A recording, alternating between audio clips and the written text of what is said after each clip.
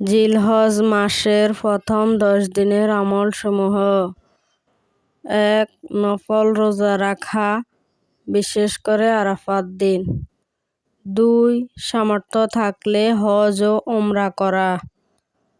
3. সামর্থ্য থাকলে কোরবানি করা। 4.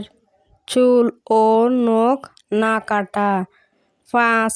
আল্লাহর কাছে আন্তরিকভাবে তওবা করা। 6. অধিক পরিমাণে আল্লাহর জিকির করা। 7. বেশি বেশি তাকবীর, তাহলিল ও তাহমিদ পাঠ করা।